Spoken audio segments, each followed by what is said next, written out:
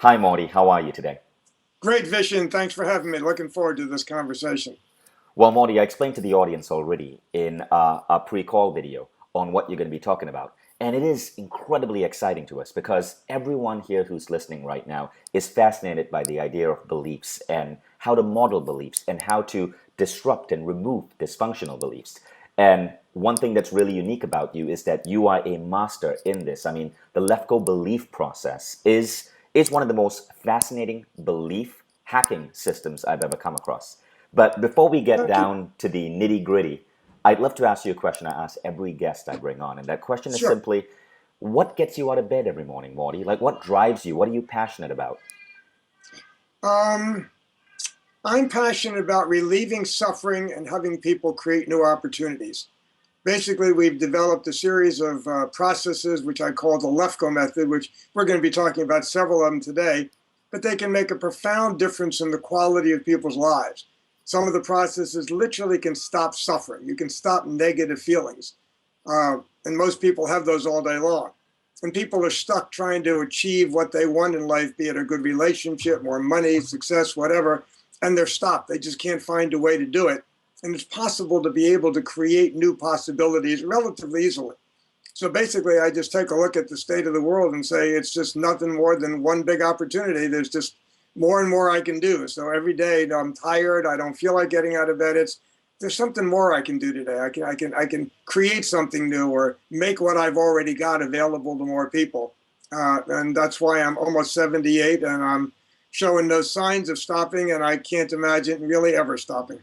No kidding. And I've known you for about 5 years now. I've met your wife, I've met your daughter, and I noticed like an unshakable confidence about your entire family. I really respect that.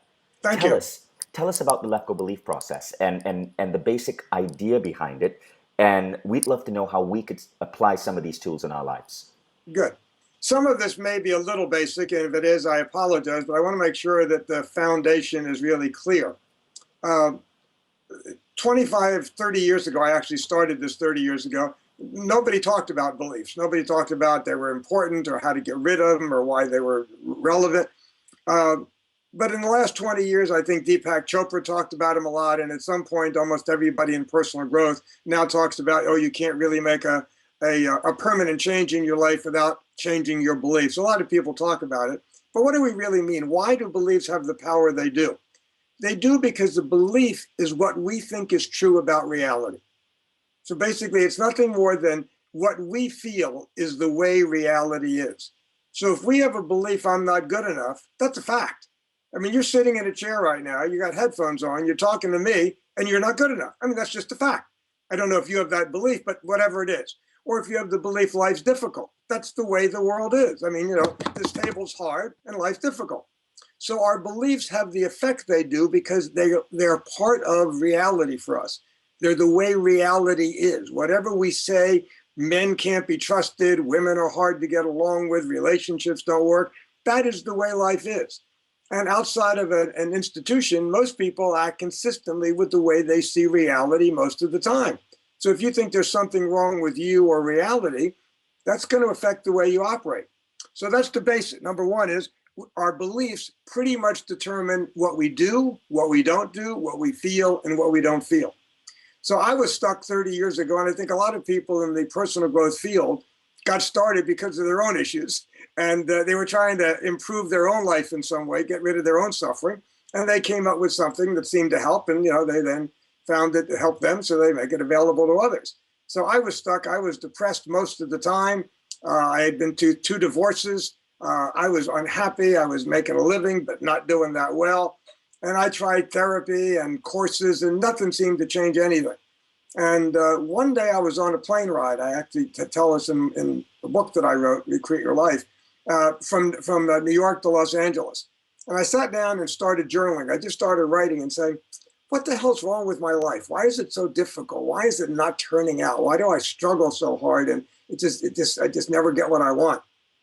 And I started realizing, I'm actually proud of the fact that I never give up. No matter how hard the struggle was, no matter what the obstacles were, I just kept on going. And I said, that's great. My friends admire me for that. They think that's one of my best qualities too. And then I had this insight, that's really what makes me a really good person. I mean, I think I'm important and worthwhile because I never give up. Because no matter what the obstacle, I keep going. And it suddenly hit me from out of nowhere. It's so obvious once you say it, but I never saw it. If I think that my sense of self-worth is based on overcoming obstacles, what would I need a lot of in my life to have a sense of self-worth? Not success, obstacles. So I realized I needed to keep seeing obstacles, creating obstacles, have something that I could keep overcoming and not let stop me in order to really feel good about myself. So I kept writing and writing. And basically, to make a long story short, unconsciously, I sort of downloaded somehow the steps of a process that would permanently eliminate beliefs. I didn't know I had done that, but later on, I made a presentation. It came back. Things started getting better and better. And I realized that buried in 5 hours worth of notes were 7 or 8 questions, which if you asked the question and the other person answered, or if you asked them to yourself, beliefs that you would live with for a lifetime would be gone permanently. I didn't know how it worked. I didn't know why it worked. It took me actually a couple of years to figure it out. But I finally did. And when I did, I was able to improve it. I was able to consciously edit it, add to it, subtract. And I ended up with a process that we've now done with 14,000 people live, one-on-one, and about 150,000 people have used an interactive free website that we have where people can do it. But basically, it is now possible to take almost any issue you have, whether it's procrastination or fear of public speaking, and any emotional thing, anxiety, anger, or any problem like, as I say, eating disorders, procrastination, any behavioral issue. Find the beliefs that cause those particular problems, eliminate those beliefs, and the problems go away. We've done that now literally over 10,000 times. So that's basically the background.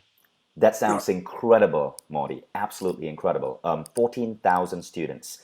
Now, now you're saying that if we ask ourselves these simple questions, it helps us understand our beliefs, get a realization, and thus shed the belief. Am I correct? Yes. Wonderful. How can we get started?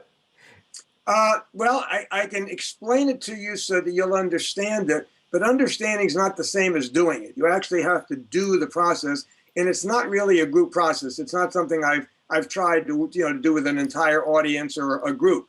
But I can give you a link to a website where there are 3 interactive processes on 3 of the most common beliefs. I'm not good enough, I'm not important, and mistakes and failure are bad, where you can actually go try it. But let me quickly give you a sense of how this, when you understand how beliefs are formed and why we believe what we believe and why they're usually hard to get rid of, then you can understand why you can get rid of them pretty easily, very, very quickly.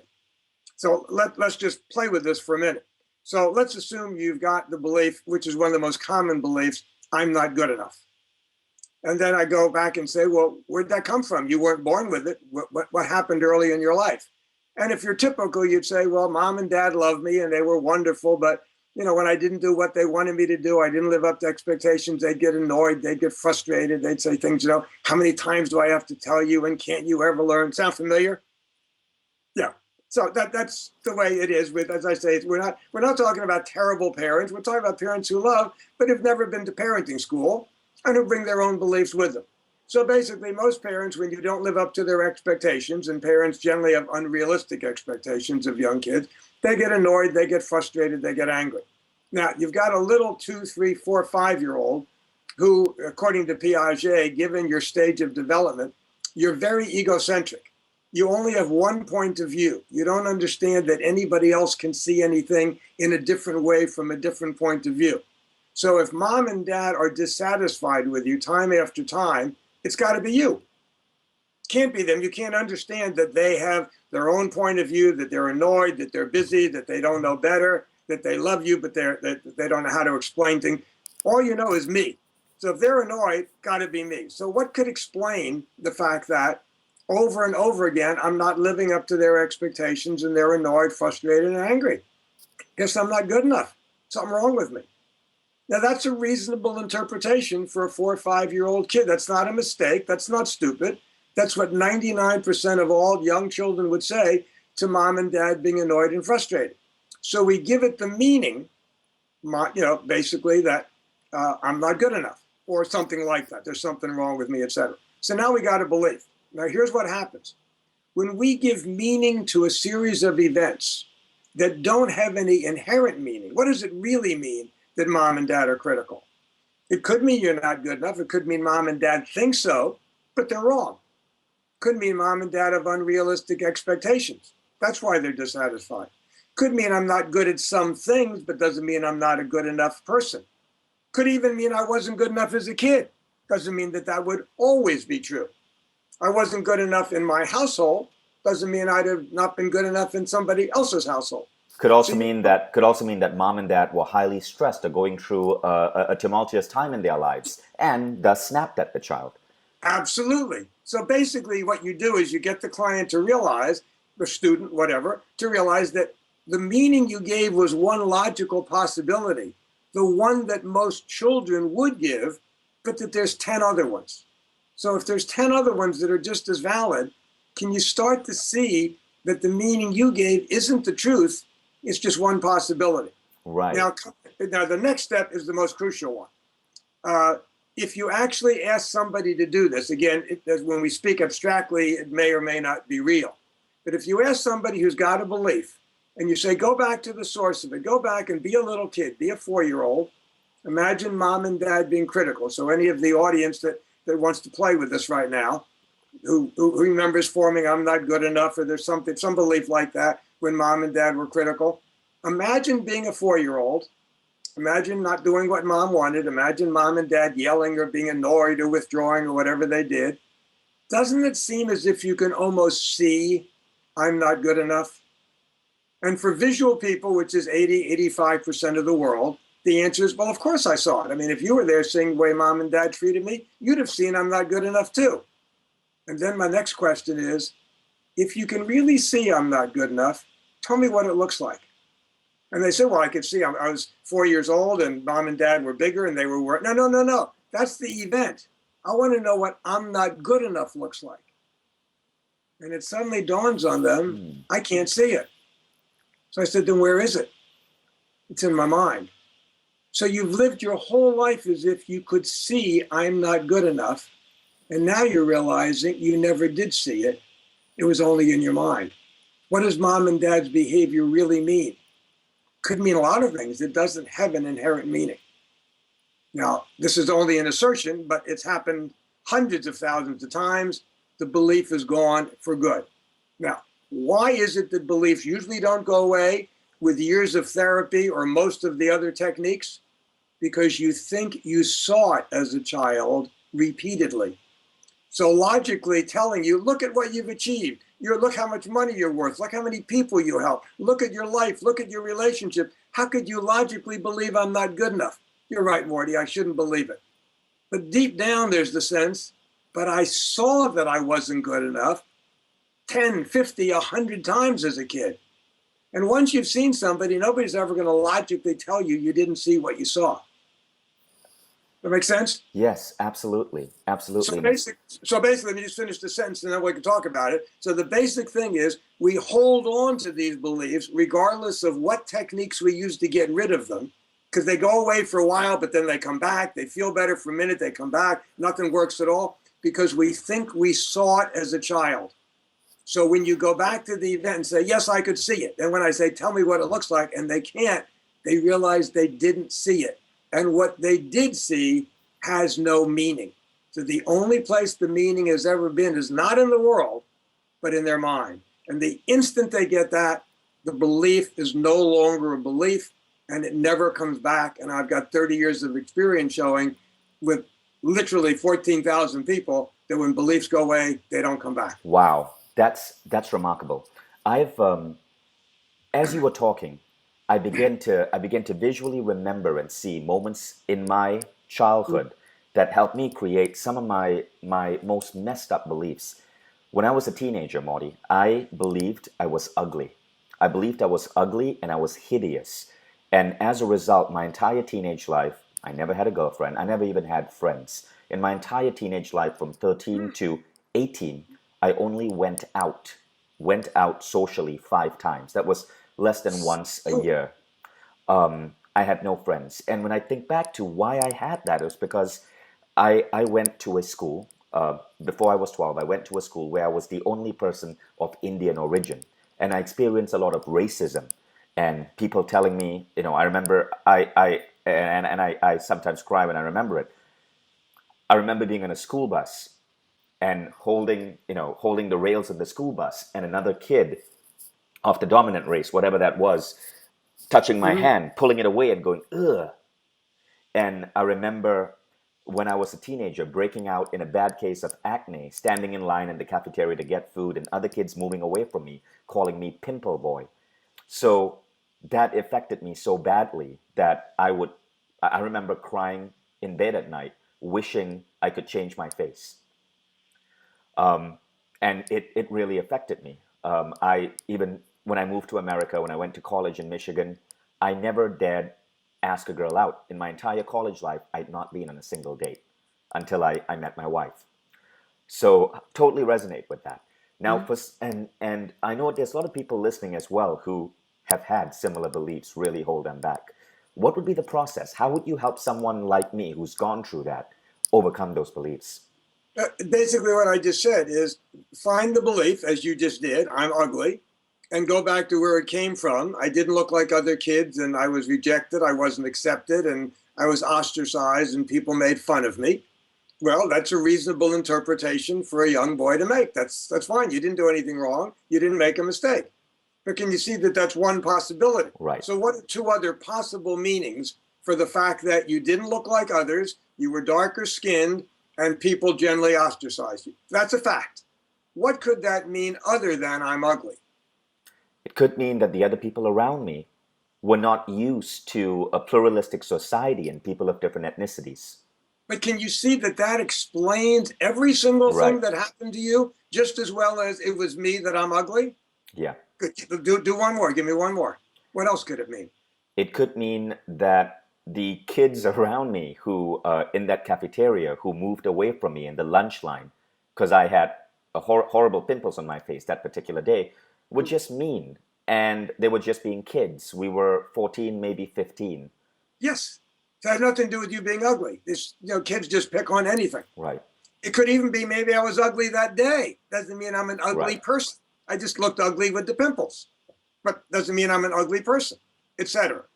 So can you see that your interpretation, when you said I'm ugly, that wasn't a stupid thing to say. That was trying to make sense of what was going on around you. But there's other interpretations, there's other statements, there's other beliefs that explain what happened just as well, right?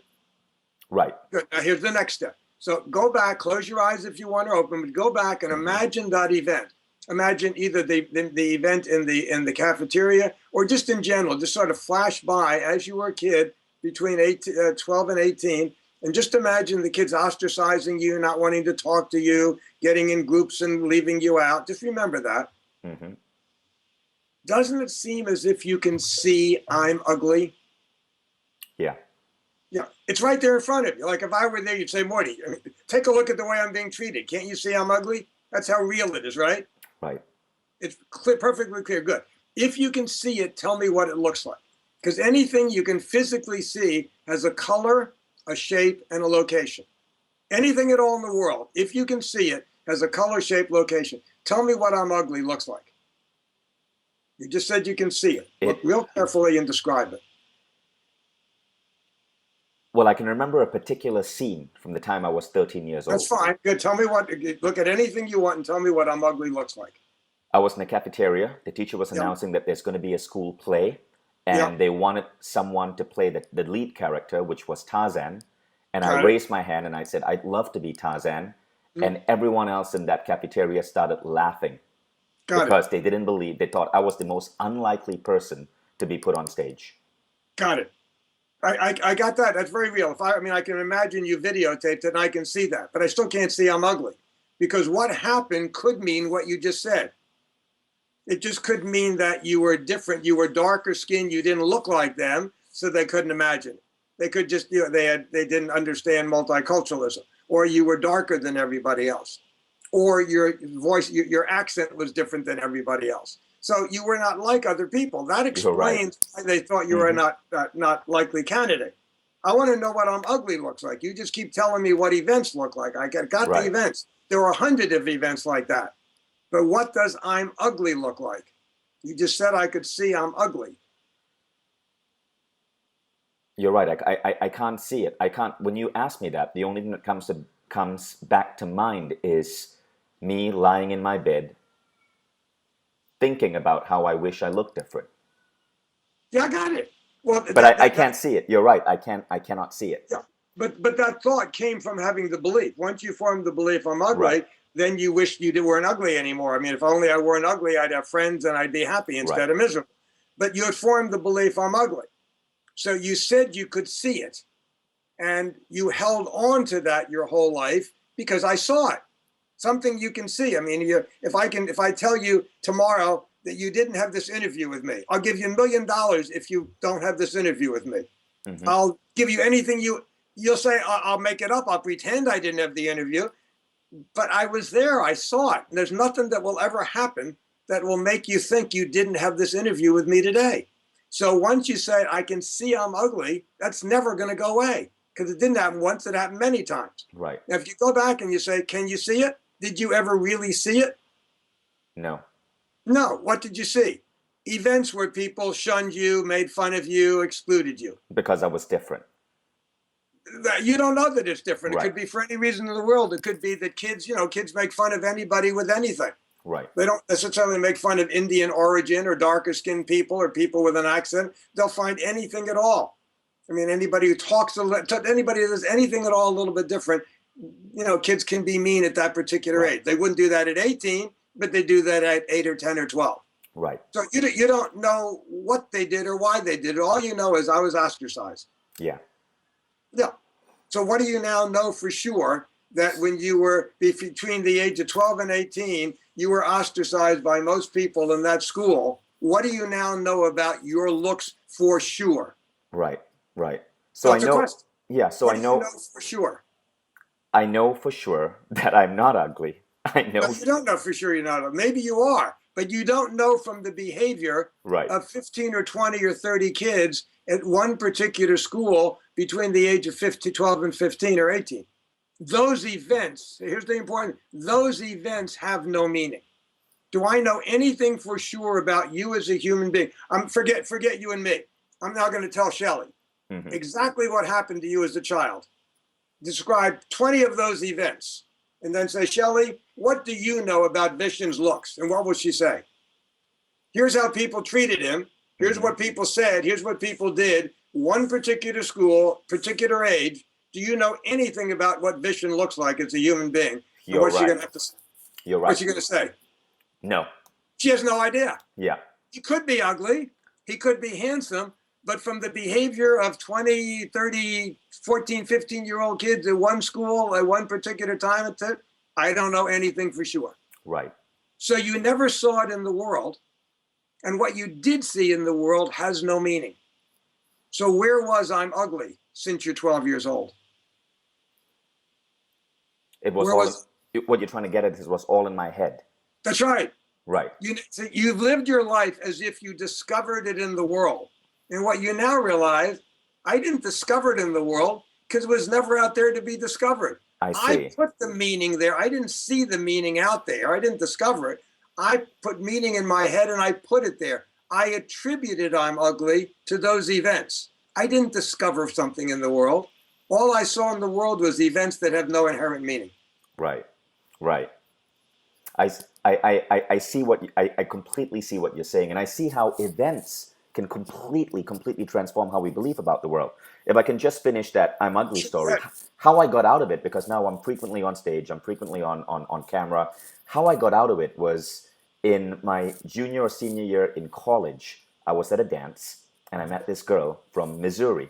So we were dancing, and we had had a glass or so of wine, and so I'm getting really personal here. And I happened to kiss her. And after Ooh. kissing her, I pushed back and I said, I'm sorry. And she said, are you kidding me? You're hot. And she was the most beautiful woman in the room. She grabbed me, kissed me back, and stuff happened. And Yes. that completely made me realize that if the hottest girl in that particular event could tell me that I was hot, maybe I was. And that completely changed my life because of that one kiss and that one statement from that woman from Missouri. Good. Good for you. But but I see what you're saying, and I hope for the audience that's listening, by me going through that vulnerable bit of my life, you could see how maybe what you believe about your life might also be the function of you giving meaning to events that you interpreted in a certain way. Morty, is there anything else you want to say about this process before we move on to the next segment? Well, as I said, is based on working with all these thousands of people. We've discovered that hardly anybody escapes childhood without three beliefs. Parents just don't know any better. They have unreasonable expectations. They don't go to parenting school. They bring their own beliefs with them from their childhood. So the three beliefs are: I'm not good enough, I'm not important, and mistakes and failure are bad. Now, before people say, oh, wait, I don't believe those things, I don't have those beliefs, let me just give one warning. It's possible to disagree with something you believe. So I'm not asking you intellectually, does that make sense to you? Do you agree with that statement? I'm asking if it feels true, the slightest bit. So on a scale of 1 to 100, it's 100, it's the truest thing in the world, and 1 is sort of barely, something, sort of. If you got a 1, it's there. So how strong the belief is has nothing to do with how much it affects you. It's like a computer; it's either on or off. Right. So with bits, there's either yes or no. And if it's yes, so I'm asking you to do this. So you can go to recreateyourlife.com, RECREATE, recreateyourlife.com, and there is a free interactive process where you can eliminate those 3 of the most common limiting negative beliefs, no charge, and you can actually walk through it and see what the experience is like. Okay, so the first one is I'm not good enough. The second one is I'm not important. What was the third one? Mistakes and failure are bad. Mistakes and failure are bad. Interesting. So what you're saying is, see, because when I think about that, I know I don't agree with any of those. But what you're saying is, even if I don't agree, it doesn't mean I do not have the belief. I may be at anywhere between 1 to 100 still. Yes. And even if I'm at number 1, if I have 1% of that belief, it's impacting me in a certain way. Yeah. Now, you may not have mistakes and failure bad, given you're an entrepreneur and what you do. But what keeps people from trying new things, what keeps people from being an entrepreneur, from taking chances, people who've always wanted to write something, a book or an article or something, or start a business or something, what stops them is when they get started, it's, oh God, I might make a mistake. I could fail. And mistakes and failure are bad. So there are other beliefs involved too. But one of the main beliefs that stops people from taking action is the belief mistakes and failure are bad. I see. Wow. So to recap on applying the Lefko belief process to your life, how do we first figure out what belief it is that we have to get rid of? It's getting a little more complicated. It actually takes a while to figure out. We actually have training programs where we teach people how to do it, and it can take a while. But there's one technique, one trick I can give people that'll help a lot. I mean, if you don't want to take the time to be trained, but you want to do something, just before your problem, whatever it happens to be, procrastination, or you're afraid to take action, or you're about to be public speaking, and just before you get up to speak, there's fear. Just before the problem starts, the behavior, you're afraid to take the action, or you start having a negative feeling, look inside and ask yourself, what are the thoughts you're having? And the thoughts you're having will give you a clue as to what you believe. So if you stand up to speak, people with a fear of public speaking, they stand up to speak as, oh God, I'm going to screw up. What are people going to think? I could get into trouble. Nobody's going to like me. I'm going to look like a fool. So they're worried about making a mistake, about being rejected. What makes me good enough is having people think well of me. I'm not capable. So you could pretty much guess what many of the beliefs would be based upon the thoughts you have at the moment the problem exists. As I say, that's to really answer your question would take me 7 modules over 7 weeks. It's actually something you can learn to do, but it's sort of not obvious. There's a whole bunch of techniques on how to do that. But when you find all the beliefs that cause a given problem, and unlearn the belief the way I've just explained, the problem disappears. We've helped about 4,000 people with the fear of public speaking who don't have any anymore. Got it. So it's not that it gets better. See, when you get rid of the belief, a lot of people, personal growth and otherwise, and therapists, want to improve your situation.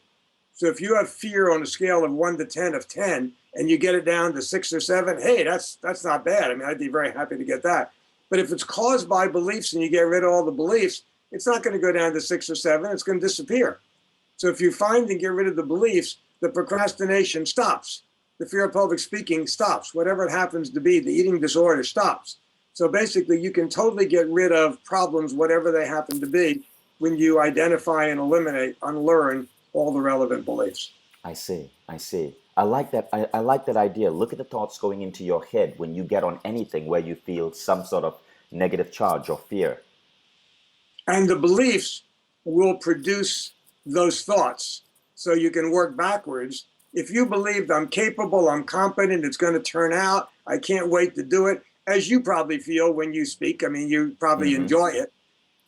You wouldn't possibly have the thought, oh God, I'm going to fail, and what are people going to think, and I don't really know what I'm doing, etc. So the only way you could have those kind of thoughts is to have beliefs that are consistent. So the way to find the beliefs is work backwards from the thoughts. Work backwards from the thoughts. Try to remember those moments in your childhood where you may have experienced something. And then you go, once you find the beliefs, then say, I wasn't born with it. What are the earliest events when I started having that thought? And you'll start finding events. 99% of the time, our self-esteem beliefs come from interactions with mom and dad. We can have beliefs about business from our first business experience, about women or men from our first dating experience. So we have beliefs for our whole life. You have beliefs about how to run a company, how to improve people's lives. You didn't have those as a kid. You got those later in life. But our self-esteem beliefs, our sense of self-worth, our sense of being able to deal with the world, 99% of those come from interactions with parents during the first 6, 7 years of our life. So let me ask you a different question. As a parent myself of 2 kids, and many people listening, about half of them are going to be parents of people under 18, is there anything we can practice or do to make sure we don't mess up our children? That's another whole topic, and I'm happy to answer it. I'll try to keep it brief and still relevant. Given what I've just said, what's the primary job of a parent?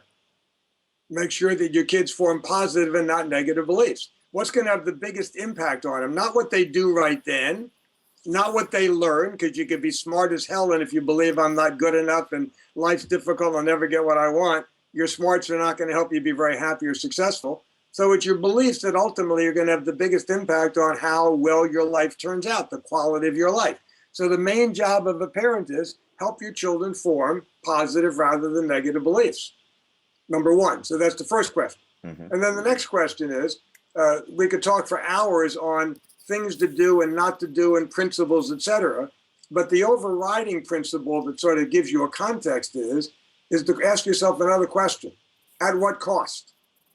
See, what we're trying to do as a child is get our kids to put their shoes on, to keep quiet, to put the things away, to not break things, to come when they're called, hundreds of things all day long.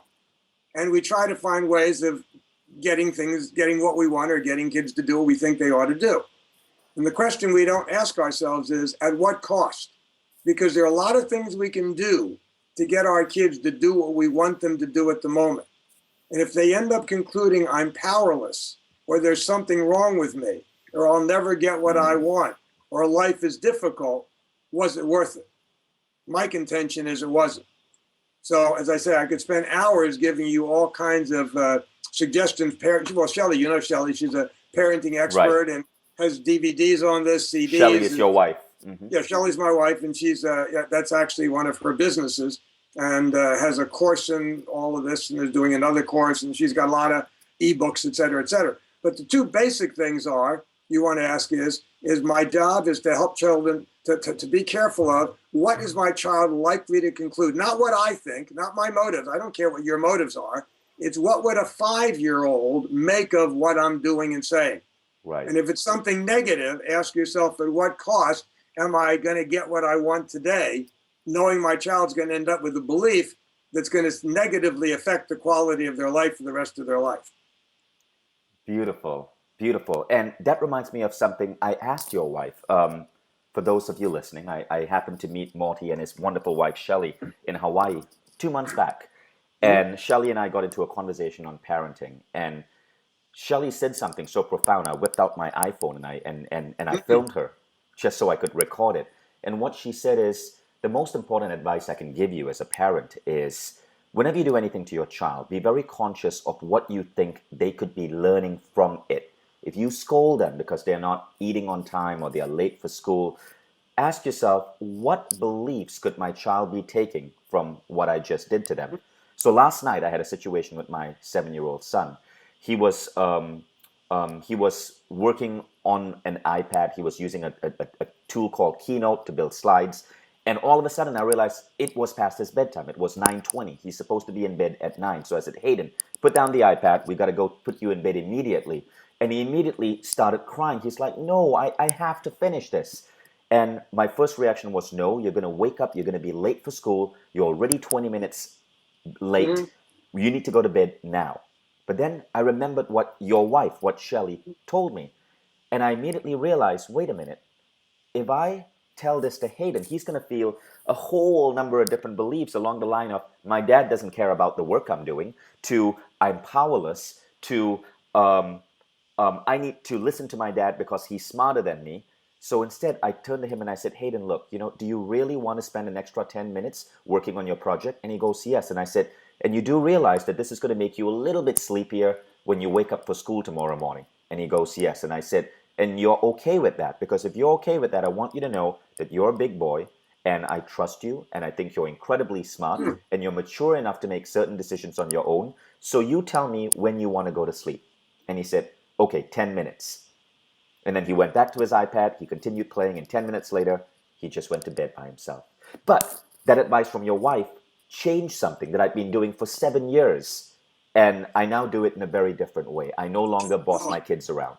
I'm blown away. Congratulations. Oh, I'm so thrilled. You asked me the question when we started, why do I get out of bed in the morning? To hear things like that. Thank you. To know that we can say things like that to people that will change them and change their children and so on. That just makes me feel good. Thank you. Thanks for sharing that story. That approach directly came from you and your wife. Now, here's another system I put in place that was inspired by my conversation with Shelley Lefko, who, for those of you who don't know Morty, is Morty's wife. So every night before I put my son to bed, we lie in bed and we would do a gratitude exercise. So I'd ask him, what are you grateful for today? And he'd talk about something in school or something that we did together. But after talking to Shelley Lefko, I added a second question. The second question is, let's talk about what we love about you, Hayden. And then he would say something that he loves about himself, such as, I love myself because I'm really good at science. Or in most cases, he's too modest. He doesn't know what to say. So I will tell him. So I'll say, Hayden, last night it was, Hayden, what I really love about you is that you love creating things. And I think you're such a remarkable creator. The night before it was, Hayden, what I love about you is that you ask the most intelligent questions. Like that question you asked me today about the difference between atoms and molecules. The night before it was, Hayden, what I love about you is that you have like such incredible hair. You're going to be such a good looking chap when you grow up. And what I'm trying to do with this is just make sure that when my son grows up, he knows I really, really, really love him, but he also remembers all these little amazing things about himself, from his beliefs to his looks to his intelligence. And I know a lot of people say, you don't do that to a kid. You're turning your kid into a narcissist. Your kid is going to be so full of himself. But I think not at all. You disagree with that. Totally. That's the biggest gap, resistance I get when I explain this to other parents. How would you explain this? Like how would you alleviate the idea that such love might turn a child into a narcissist? Well, a narcissist is somebody who is concerned only with themselves, never see anybody else's point of view. It's actually a 7-year-old who never grows up. Right. It's, as I said earlier, it's somebody who's egocentric, who focuses only on themselves, their point of view, can't see any other points of view, thinks only of them, which is natural and normal between the age of 2 and 7. But when you never grow out of that stage, it becomes a problem way of living later on. That's totally different than having a strong sense of self-worth, having a good sense that I am a worthwhile person. I'm good enough. I'm okay the way I am. So that you can still, in fact, I would contend that you can be better friends and have better relationships if you know you're okay to begin with. Because one of the things that doesn't work in most relationships and keeps most relationships from working is that we think there's something missing from ourselves that we hope to get from the other person. So if the other person thinks I'm okay, then I'm going to be okay. So we hope we want a feeling of self-worth or self-esteem from somebody else because we don't think we have it. So basically what we need to do is to go into a relationship taking our sense of okayness with us and contributing it to the relationship rather than trying to get our sense of okayness from the relationship. So there's a big difference between, I wrote a post not too long ago on bragging. Bragging is not narcissism. I mean, bragging is narcissism. It's not self-esteem. When you feel you're good enough the way you are and you don't need anybody else's approval, you just are okay, you don't need to tell anybody. Right. You just are. It's when you think you're not good enough that you're trying to convince yourself that you are, and now I'm trying to convince you. So look how much money I made, and look how many people on my mailing list, and look what I did. So if you think I'm important and good enough, now I'll feel better. But if I think I'm okay the way I am, I don't need to tell you. I don't really care what you think. I mean, I'd like you to like me, but if you don't, you don't. If you do, you do, because I know that I'm fine the way I am. Right. So narcissism is when you don't think you're okay the way you are, and you try to keep convincing yourself and having other people help convince you. And here's what I think is true. So many people forget to praise, to appreciate, to reward, to tell their kids or their loved ones how much they love them, especially with children, because we have this idea that if we tell someone too often how amazing they are, they become lazy, or they become self-satisfied, or they develop a unhealthy ego, or they become a narcissist, or they become a brag. And all of this seems irrational. In fact, I believe hurt people hurt. The people who are out there, the divas, the people who are putting others down, they're doing it because inside they are hurting. The greatest thing we can do for our kids is to tell them how amazing they are. Agree totally. There's just one subtle thing that's very important. You don't want to keep praising results. You want to praise more the process. Because if it's results, then people become do machines. What makes me good enough is what I accomplish, what I do, and you keep working and working and working to prove yourself to keep doing. So, I mean, I'm really, really proud of how hard you worked at that, of the fact that when it got difficult, you didn't stop. So you're basically acknowledging qualities of somebody, the way they are, which is very different than, hey, boy, you got an A. That's great. So now I get praise when I get an A. I don't get praise when I get a B. So what makes me worthwhile is getting A's. I see what you mean. I now have to, and I get the only way to get praise is to achieve a result. Daddy will only love me when I do what he wants me to do. So if you say, you did what I wanted today, that's great. Well, then I got to do what Daddy wants in order to be okay. So what you want to do is to praise the qualities, the characteristics, that I'm okay the way I am, regardless of how it turns out. It's great. We can celebrate if you get what you want. I'm happy for you that you got it. But you're great whether it turned out or not. I mean, look at the effort you put in. Look at the creativity that went in. Look that you didn't stop at 9:20. You asked for more time, and that was great. And look what he did. He not only made the deal, but at 9:30, 10 minutes, you didn't have to tell him anymore. He went right to bed by himself. Right. So thank you for keeping your agreements. That was great. So there's so many of those subtle little things. You're right.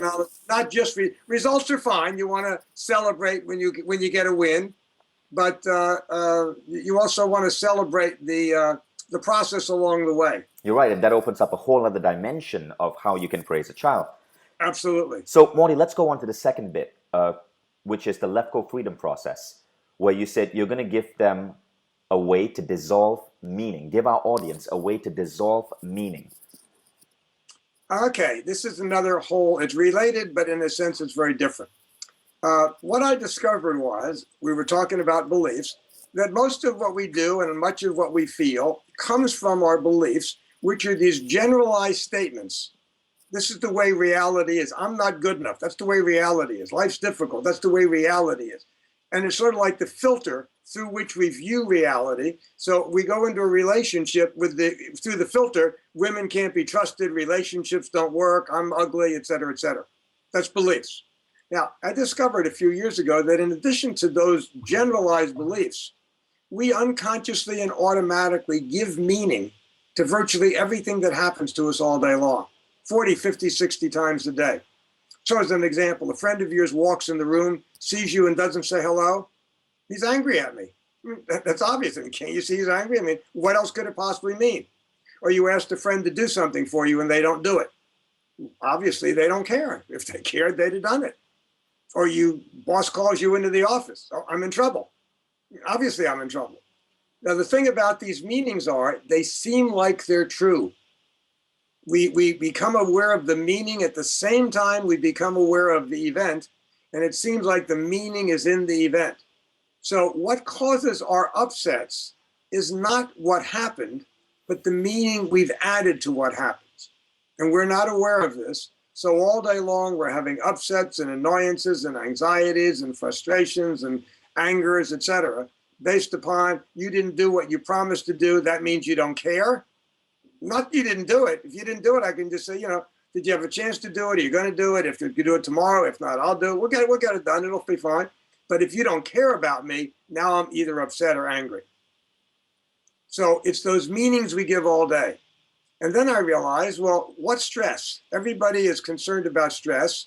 There's now evidence that stress is the single biggest factor in virtually all illnesses and ultimately our lifespan. There's a function of stress or lack of stress. But what's stress? Stress is nothing more than having negative feelings all day long. Could you imagine being stressful if you never got annoyed or upset or afraid? It's sort of, Right. what would stress be?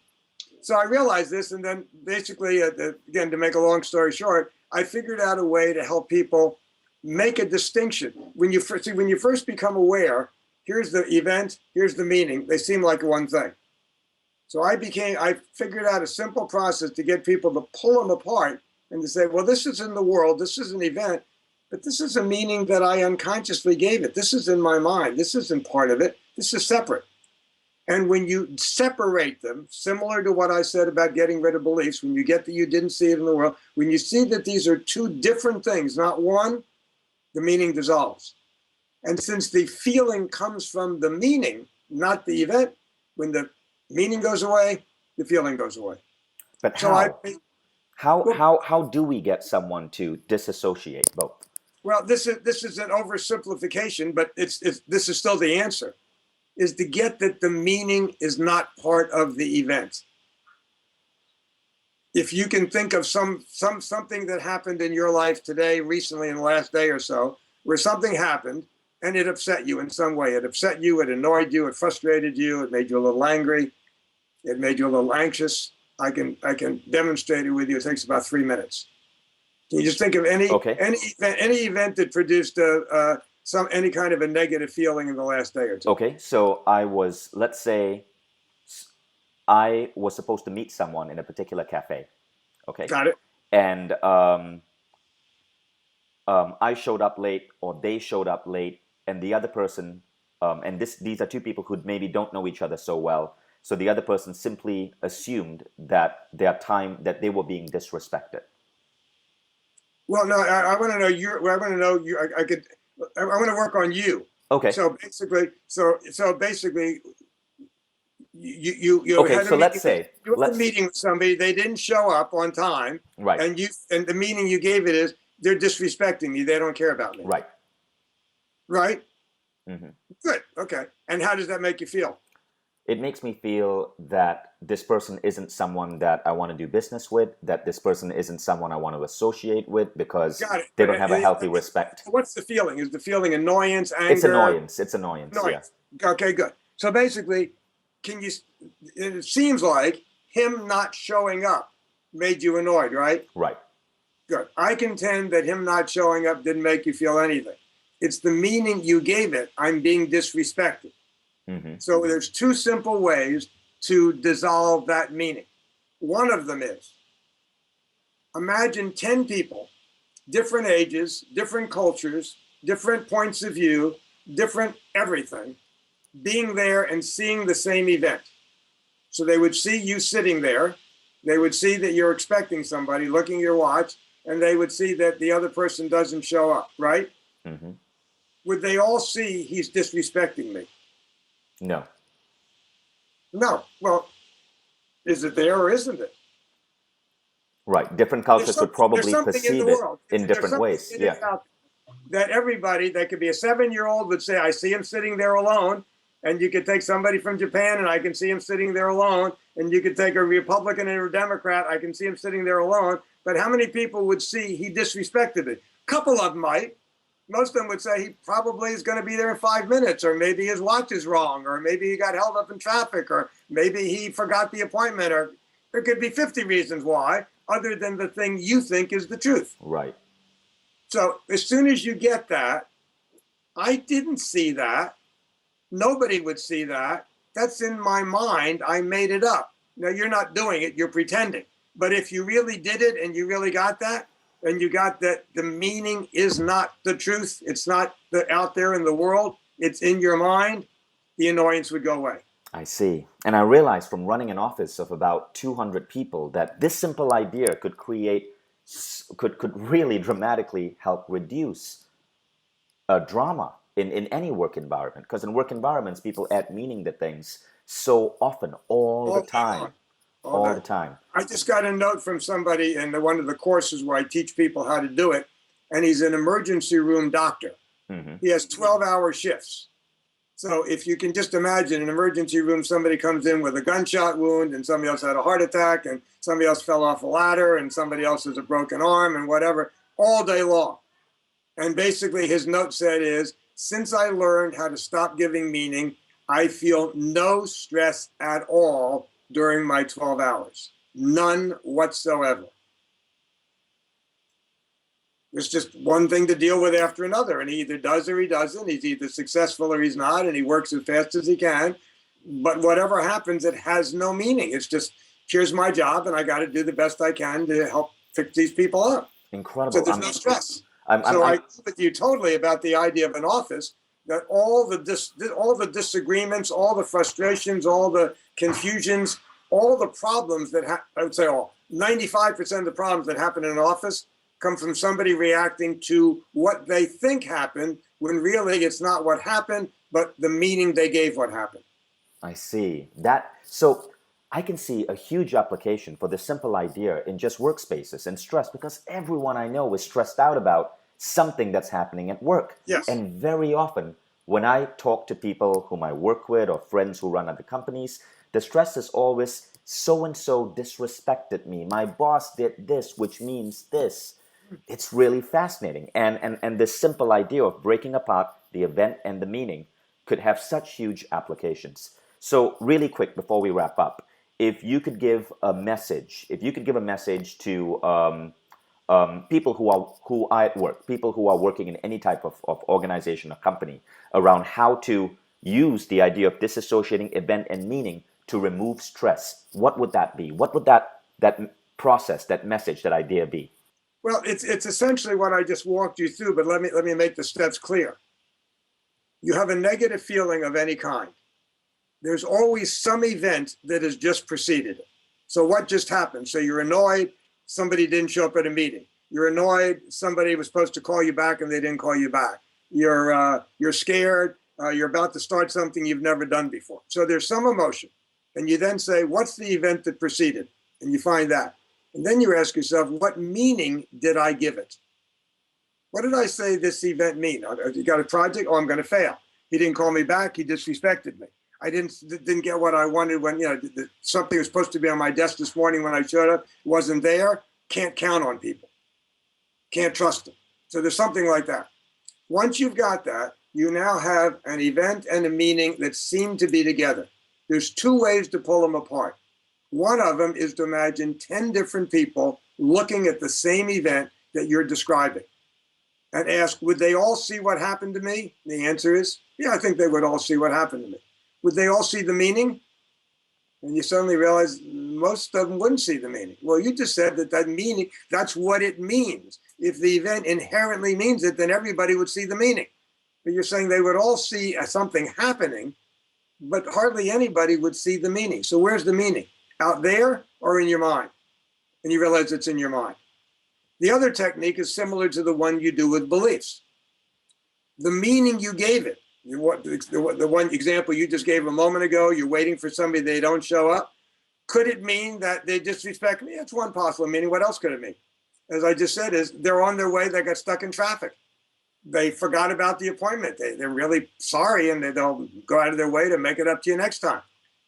Their watch is broken. I mean, there's 20 possible meanings. So can you see that the meaning you gave, this not showing up means he is disrespecting me? No, it doesn't mean that. It just means he didn't show up, and I have no idea why he didn't show up. There's 10 possible reasons.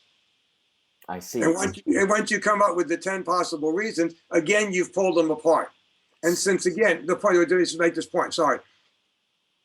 The feeling comes from what you think is true. As soon as you realize it's something in my mind that's not true, I made it up, it's not going to produce an emotion anymore. A meaningless event will never produce an emotion. It's only the meaning you add to it. So as soon as you get that the meaning is not part of the event and it goes away, it's just something I made up in my mind, never in the world, and all you got's an event, the feeling goes away. So those are the two steps. And if you'd like a little help with that, which that's all you need to do, and you can do it. But if you'd like a little bit of help, I created a free, there's no charge, you just go use it. It's a web-based app.